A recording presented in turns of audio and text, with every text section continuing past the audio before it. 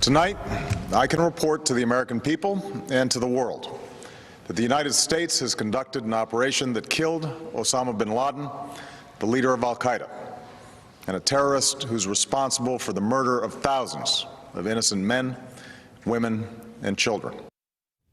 This weekend marks 10 years since President Barack Obama announced the news in a televised address to Americans.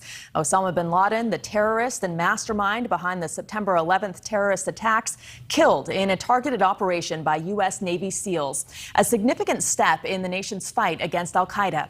It was years in the making and a mission that turned into America's longest war. And now, 2 decades later, President Biden has announced the withdrawal of U.S. troops from Afghanistan, the country where bin Laden planned that 9/11 attack so long ago. It's a sign of changes in counterterrorism strategy, and President Biden says American security concerns have evolved. Joining us now live to talk about terrorism and the United States is Javad Ali, a former senior director for counterterrorism at the National Security Council and a visiting faculty member at the University of Michigan. Welcome. Thank you. So let's start with the president's comment about evolving security concerns. What are they right now for the United States? So we're at an inflection point with respect to counterterrorism, and that sort of trend has probably been developing over the past couple of years. But the president has stated this. He stated this at the joint session this week, and other senior officials have said that, at least with respect to the terrorist threat to the U.S. homeland, the threat that we had to face after 9/11, that is now no longer an international terrorism threat. That threat, for the most part, or the most prominent part of that threat, is the threat from far-right extremism, and we've seen manifestations of that even before the events of January 6th at the Capitol. So that is a major change in the counterterrorism landscape, and now you're seeing policy decisions from the Biden administration reflect that change. So I want to get into the domestic extremism in just a moment, but now 20 years later, we're again making deals with the Taliban. Is there any chance that they could be a reliable ally in the fight against terrorism? Well, this is one of the major risks that the administration is assuming in the decision to pull out all U.S. combat troops, to theoretically rely on the Taliban to ensure a resurgence or prevent a resurgence of al-Qaeda, and also perhaps take the fight to other extremist threats like the Islamic State Khorasan province or group in Afghanistan. So this is a major risk. Hopefully we've thought through the implications of this. And the president has also said, and other senior officials have said this week, or in the aftermath of the policy decision to leave Afghanistan, or combat troops to leave, that we will still be able to conduct counterterrorism missions offshore or over the horizon, just not the way we had been doing the last 20 years in Afghanistan. Well, critics, of course, say that pulling troops out will make the region a hotbed of terrorism again. Do you agree?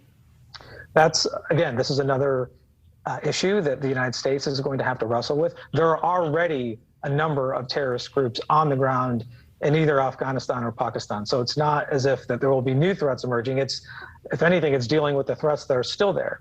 There are remnants of al-Qaeda. Again, there's ISIS Khorasan. There are other groups that perhaps aren't as well known by the American public, but in my former role in the counterterrorism community, we were focused on these South Asian-based groups. So there are a number of groups that present threats either locally or regionally, and the thing that we're going to have to work with with our own capabilities, again, now removed from Afghanistan, but with other partners in Afghanistan, other parts of the region, to make sure these groups don't try to launch attacks on the West, or just like in 9/11, on the U.S. homeland. And this is the thing we're going to have to keep an eye on. And I want to shift now to what you just mentioned, which is the domestic threat. Former FBI Director Christopher Wray also echoed your sentiment. He testified that violent extremism in the U.S. is an equal threat to that of the Islamic State. But are the resources devoted to domestic terrorism the same? This is another tough issue, and I sort of saw that changing evolution as I was leaving government in 2017 and 2018.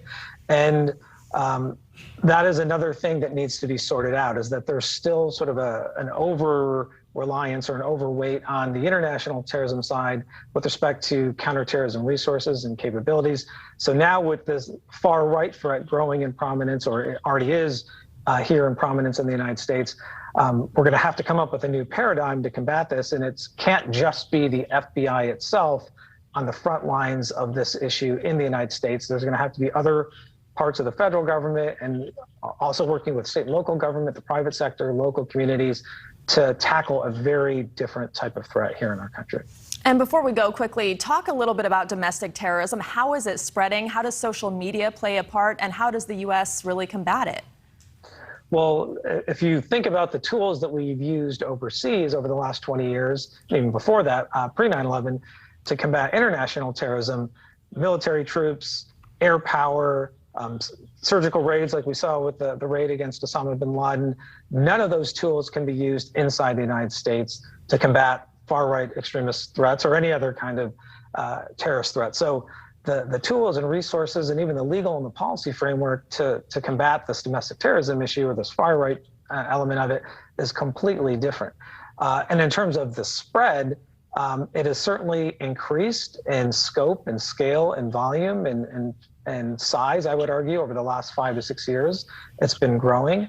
And the ability of social media to host the ideas, to have people connect with each other and share these toxic ideas and beliefs, to promote other attacks.